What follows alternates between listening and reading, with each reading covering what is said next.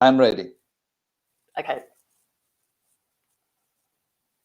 Buonasera a tutti e benvenuti a un altro dei nostri HR Staff e Managers Workshop. Scusate, oggi siamo riusciti a partire puntuali, per cui siamo un po' emozionati. Io sono Filippo, un account manager per Milano, e questa sera sarò il vostro ospite insieme a Natalie Watkins, National Corporate Director of Studies. Per chi non conosce MyS, vi dico due parole velocemente. Noi siamo una scuola di inglese e che come caratteristica, diciamo, il nostro lavoro con le aziende sta nel fatto di costruire dei corsi che partono dai bisogni delle aziende. Noi non abbiamo ovviamente alcune cose già preparate, ma tendiamo poi a costruire corsi intorno a quelle di cui le aziende hanno bisogno. In base a questo e in base al tipo di necessità e al tipo di studenti che abbiamo, decidiamo se è meglio fare un corso, dei workshop o qualcos'altro ancora che può venirci in mente. In questo momento siamo presenti in tutte le maggiori città italiane, come anche Valencia in Spagna e Lione in Francia. Questo ci permette non solo di erogare corsi in presenza, ma dovuto anche alla situazione che stiamo vivendo in questo momento, abbiamo rafforzato la nostra capacità di erogare tutti i corsi anche online, per cui riusciamo a erogare adesso non solo in tutta Italia, Francia e Spagna, ma anche ovviamente in tutte le altre parti del mondo, soprattutto per quelle aziende che possono avere degli uffici fuori sede e che hanno bisogno però di dare sostegno e formazione anche al loro staff. In poche parole vi volevo anche dire che questi webinar a cui stiamo per assistere sono fatti esplicitamente per le persone che lavorano nell'HR, sia per dargli un'idea di come lavoriamo e di qual è il nostro metodo, ma anche per offrire loro qualcosa di utile, tangibile e soprattutto immediato per poter gestire la difficile situazione che stiamo vivendo adesso tutti quanti. Per qualunque domanda che vogliate farci anche dopo, per organizzare una lezione di prova o per qualunque altra cosa, sentitevi liberi di scriverci all'email che vedete sia sotto le presentazioni sullo schermo, comunque ve la ripeto, è corporate@myes.it. Adesso inizia il webinar vero e proprio, passo la parola a Natalie e si inizierà a parlare solo in inglese. Buon divertimento a tutti. Natalie? Okay, thank you, Filippo. Hello, everyone. I'm Natalie, National Corporate Director of Studies for MyS. I'm British, as you can probably guess. And really, we are doing this 30-minute webinar every Tuesday, just because our clients at the moment, particularly HR and managers who have staff that speak English, have asked for our help. So, you know, for us, it's 30 minutes a week just to provide you with typical phrases you will need in this period, specifically for this COVID crisis. As you know, and I know all of you are extremely busy now, you have many different things happening with your staff that haven't happened before. You're having to give a lot of reassurance, explain new policies and everything related to this particular period. So please come and watch every Tuesday at 7 o'clock. You can be doing something else, obviously, at the same time, but you can listen to some mother tongue English to help improve your English and also to introduce some new vocabulary. If you have questions, you can ask in our comments section. You can also email us at any time. We are here for you. So this is completely free. It's something we want to do to help you. And so anything that you need, you can ask us, okay? Also, I should say there's two important things to know about our company courses in general. One is we design them with you. So every company has different needs. So we have workshops, lessons, but they are designed with you so that we meet your particular requirements, okay? The other thing is we don't just offer a course that is for B1 level. It's really important to us that your staff actually improve their English. So we follow the students, we make sure they actually get to the level they should be getting to. Everyone has different learning styles. Some learn faster than others, and we provide extra support if someone is falling a bit behind. Okay, let's move on to tonight's subject, which is language for empathy. Now, in this period, obviously, we are having to use this a lot, more than we usually do as managers and HR professionals, because there are particular situations that are happening as a result of COVID. Okay, one important thing, let's start with pronunciation. In English, virus. Okay, so we don't say virus, we must say virus. Okay, so COVID, virus, crisis is another particular word to remember the pronunciation. Okay, to make sure our English level is very good. Okay, let's make a start.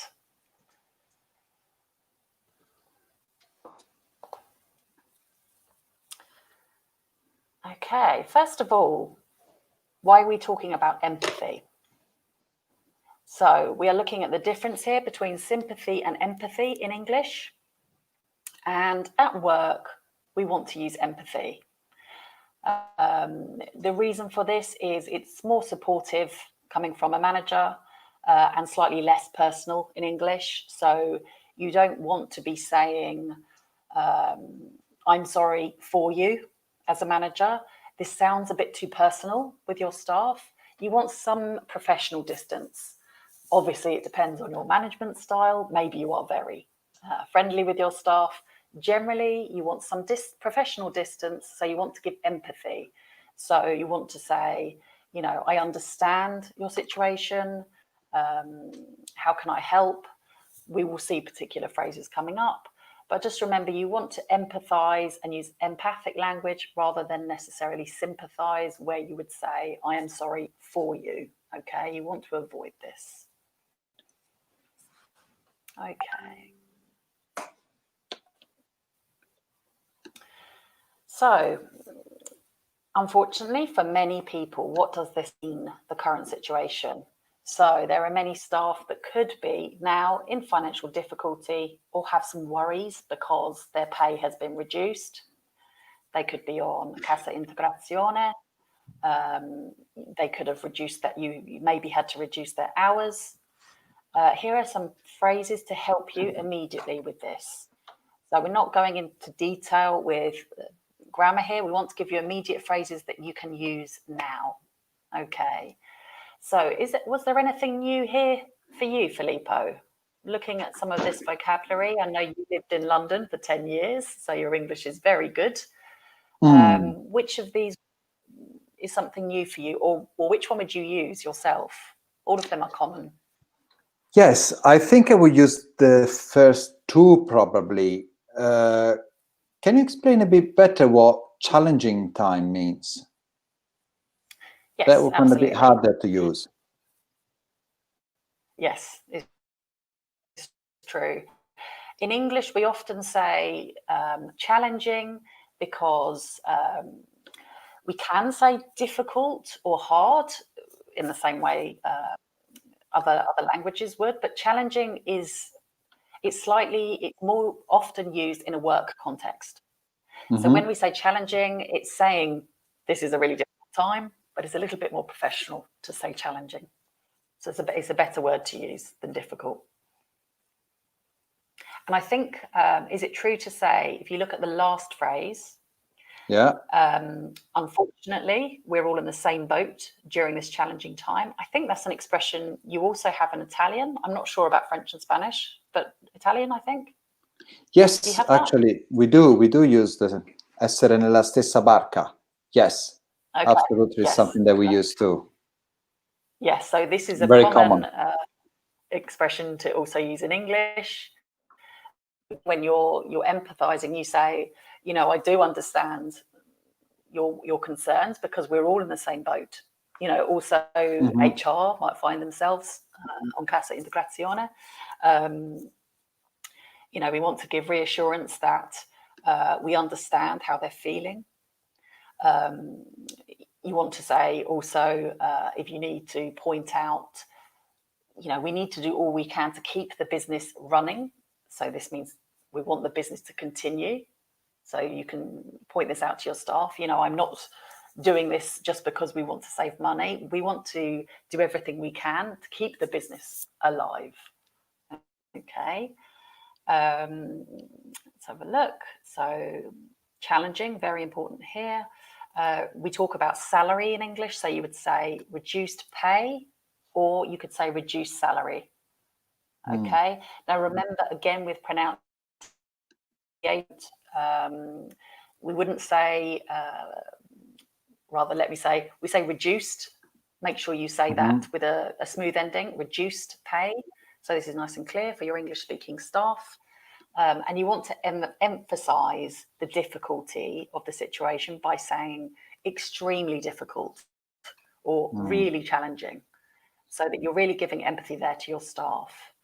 But these are the typical phrases that we would use. I'm just checking there's no other pronunciation that might be particularly difficult there. Government. So have you looked at all the financial support that the government is providing as a result of COVID? So, for example, you can offer your staff that you could phone the local council or the government helpline if they don't speak the local language. Okay, so this is how you would do this in English. And giving reassurance, you could say, please be assured that we are doing all we can to get back on track. Very typical expression we use in business English is to get back on track. We also say to stay on track. So, you know, we want to make sure we're going in the same direction. To get back on track, obviously, we want everyone back on full pay as soon as we can. And we will continue to keep you updated. This is really important to say to your staff again and again.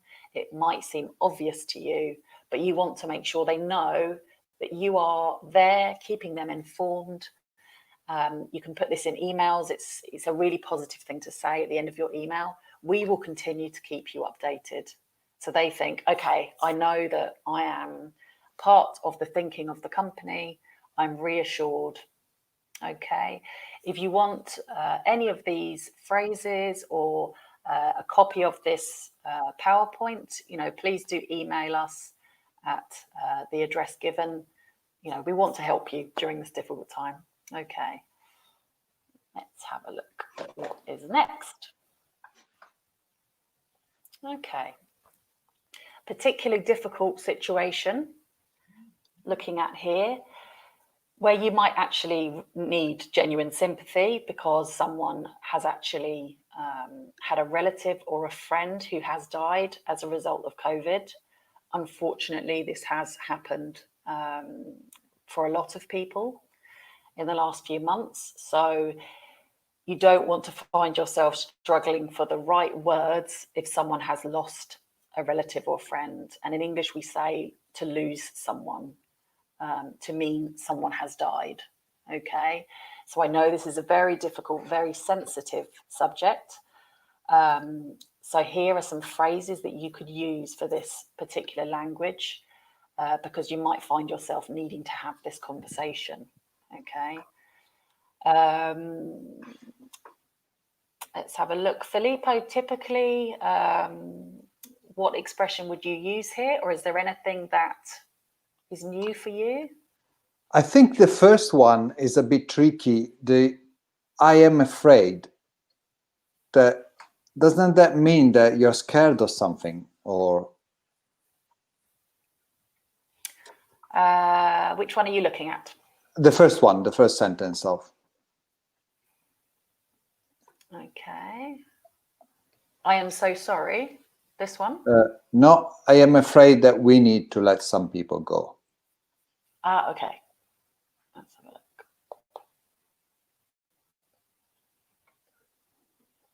I don't know why it was on a different page. Sorry, let me go back to, it should be on the right page now. There we go. Yes. Can you see that? Okay. Yes. Okay. So what about for this one?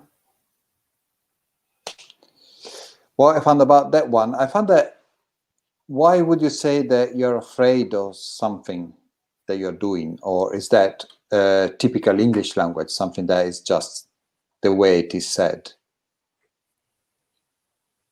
Okay. I don't know. Are you looking at the correct slide? So when we might use sympathy for staff at work. So, oh, you went down. Sorry. It's my mistake. That's the following one. I was running ahead. You said you were too enthusiastic. That was true. Okay. Yeah, Okay, so for a non-native speaker, is there anything particularly difficult here or unusual for you? Okay. Give me a second. This is obviously very difficult. One thing I always had problem with is bereavement. Can you help me with the pronunciation of that? Yes, bereavement. So this is one time where we actually do pronounce all of the word in English. Okay. Unusually. But bereavement, I mean, here we use this specifically when we're talking about death. Mm-hmm. So, for example, you might have an HR policy specifically for bereavement. So, you know, this might be something you need to explain to your staff. So someone might call you and say, you know, actually, my grandmother has passed away. As we say, passed away quite often to mean died. Okay. And I want to know about the bereavement policy for the company. So somebody might actually ask about this. What is the bereavement policy of our company? Do I get time off? Do I get paid time off because my grandmother has died? So you want to know this particular vocabulary so you can answer their questions without, you know, causing any offense in such a sensitive subject. Okay. Thank you. We talk about leave. So here you might have staff say, what sort of leave do I get? Or how much leave do I get? Sometimes we just say leave and we're referring to bereavement leave. So when someone dies, the time off, they could say, how much leave do I get? And you say, okay, well, you can have 1 week of bereavement leave, but it's not paid. Okay. This is the kind of conversation you would have with your staff. So, of course, you want to, first of all, show empathy by saying, I'm so sorry for your loss. I know this must be a difficult time for you. And here you would probably say difficult because you want to be a bit warmer. So again, challenging is more, you know, definitely business language. Difficult is a bit more warm and a bit more personal. Okay. Okay, thank you. No problem. And you can see in the 4th paragraph, I was very sorry to hear of your loss. So this is when someone else has told you. So the person you're speaking to hasn't told you, someone else told you. So you say, I was very sorry to hear of your loss because someone told you yesterday or this morning. And then, as with other languages, please accept my sincere condolences. Condolences. Okay. So again, you're offering your sympathy here. And then you probably need to go on to explain the company policy. So the policy will be, again, around whether it's paid or unpaid leave, how much is there, and you can also say, please let us know if you need more time. Okay. Now, at the end of this, I said, it's better if you use us and we to maintain a professional distance. Again, if you're very friendly with your staff or you're a very small, intimate company, it's absolutely fine to be personal, of course, but I'm talking about bigger companies, or if you're part of an HR department, it's always good to say us, you know, please let us know if you need more time. Please let us know if we can do anything to help. You know, we are here to provide any support you might need. Is better just to maintain some professional distance. Okay. Right. Now, if you want to ask any questions, please put them in the comments. It can be pronunciation. It can be around any of this grammar. If there's a particular theme you would like us to talk about in other webinars, please do put them in the comments. Or if you prefer, you can email us after. That's no problem. We're here every week, 7 o'clock on Tuesdays. Okay, let's continue. Okay, another difficult subject here. Unfortunately, some people in this period are going to lose their job. This could be somebody on a contract that you're not going to renew, or it could be someone that you actually need to let go. Now, let go, another difficult English phrase, is to say to someone, your job is terminated. Okay. So, for example, in the first phrase here, I am afraid that we need to let some people go. So effectively, I'm sorry, but people will lose their job. Okay. Natalie, sorry, I have a question. Is let go formal, informal, is a bit rude to say, or is fine to tell people they have to be let go? Or how would you kind of place it? No, that's a really good question. To be honest, most phrasal verbs are used in a business context, and this is a phrasal verb. So to let go is absolutely fine to use in a business context. It does sound a bit informal, doesn't it? But actually, no, it's absolutely fine to use in English. Maybe be careful if you're speaking to someone in English, but maybe English is not their first language. So, they could speak several languages because it is very advanced English. However, if you're speaking to native English speakers, then this is really commonly used. So you may also have this as a question. So remember, with your English learning, the first important thing is to understand what these phrases mean in case you hear them or you're asked them by English-speaking staff. Later, when you become more confident, you can use them. But the first important thing is to understand them. For example, you might receive an email or a telephone call from a member of staff saying, I'm really worried that the company is going to let some people go. And you might think, what? Go where? What does this mean? And, now it means fire people, sack people, terminate the contract. People will lose their job. That's what it means. So the first important thing is to understand this. And then once you're feeling confident, you can use it. So you can say, I'm afraid or I'm sorry. So here, I'm afraid does not mean I'm scared. It means I'm sorry. I'm trying to be extremely British polite here and say, I'm afraid that we need to let some people go. I'm sorry. Okay. You're going to lose your job. Okay. Thank you. Okay. What else do we have here? We have, I'm sorry to have to tell you. So, it makes it a bit softer to say, I don't want to do this, but I have no choice. So I'm sorry to have to tell you that we will not be renewing your contract. Okay. It's very simple, but it's very clear. And it's also kind. It's professional, but it's still kind. Okay. I'm really sorry, but from today, you will no longer be working here.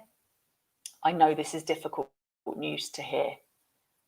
Okay. So you're being empathic here by saying, I understand this is not good. You're not saying, oh, I'm so sorry for you in an emotional way. You're maintaining professional distance here. Okay. You also need probably in some circumstances to talk about financially what happens. For example, you might be giving someone 1 month of salary. It could be 5 years of salary when they leave their job.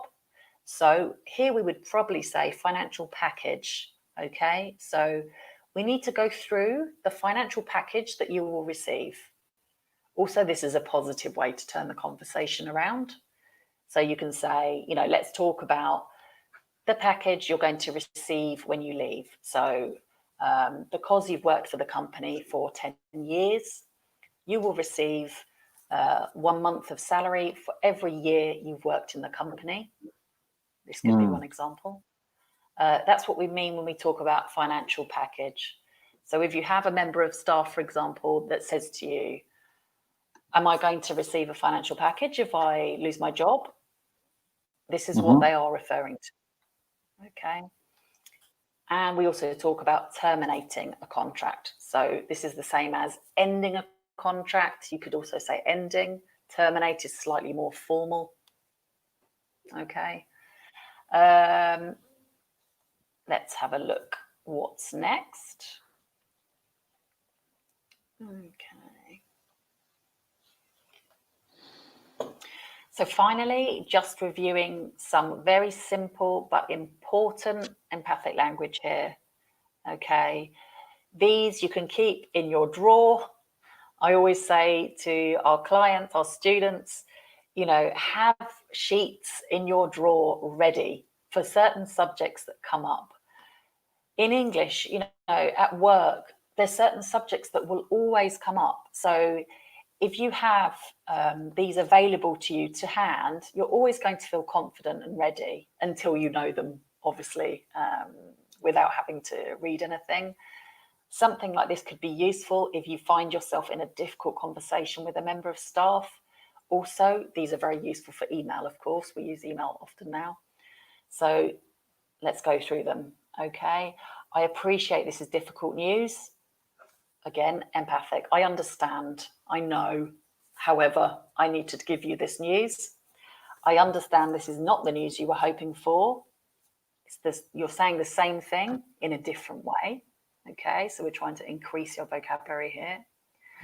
If there is anything you do not understand, please feel free to contact us. Again, us, a bit more professional, a bit more formal, to discuss this further. We will do our best to make things return to normal as soon as possible. This was the same earlier when we said to get things back on track. So make things return to normal, back on track, okay?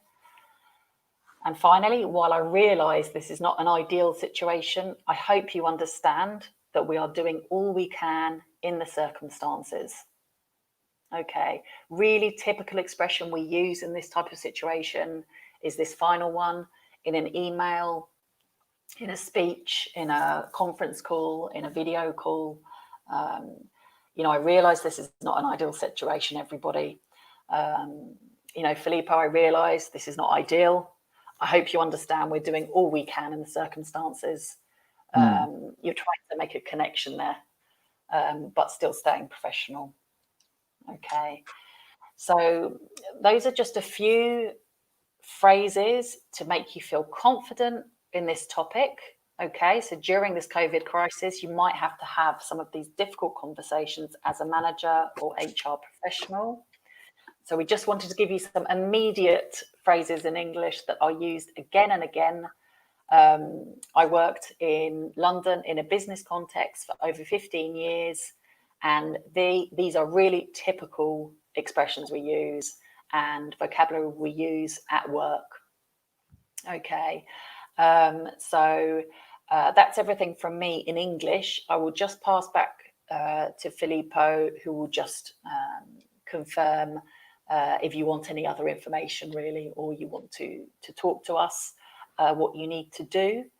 And again, if there's a particular topic that you need help with at the moment as a manager or HR professional, please, you know, send us an email or write a comment when we have these on a Tuesday, because these are for you. You know, we don't require anything from you. We just want to give you help in this period because we understand how difficult it is for everybody. Okay, and we're happy to help. So thanks very much. Thank you, Natalie. Thank you very much for all your very helpful suggestions. E grazie anche a tutti voi ovviamente che ci avete seguito questa sera. Spero che l'abbiate trovato sia utile che interessante. Ovviamente l'argomento non era facile, ma purtroppo anche questo va fatto alcune volte nel nostro lavoro. Spero di rivedervi di nuovo settimana prossima. Avremo un argomento un po' diverso sicuramente sul presentare numeri, fatti, dati in meetings o in altre situazioni in cui dobbiamo dare delle informazioni precise riguardanti diversi aspetti del nostro lavoro. Il meeting sarà sempre qui alle 19 con Natalie sicuramente, e uno di noi del team di MyS, pronto ad accogliervi. Come abbiamo detto e come ha detto Natalie, se avete bisogno di qualunque altra informazione potete scriverci alle email che vedete scorrere sotto di noi, comunque corporate@myes.it. Non mi resta che augurarvi buona serata a tutti e speriamo di rivederci presto. Ciao! Thank you everyone, thanks for coming. Good evening. Bye bye!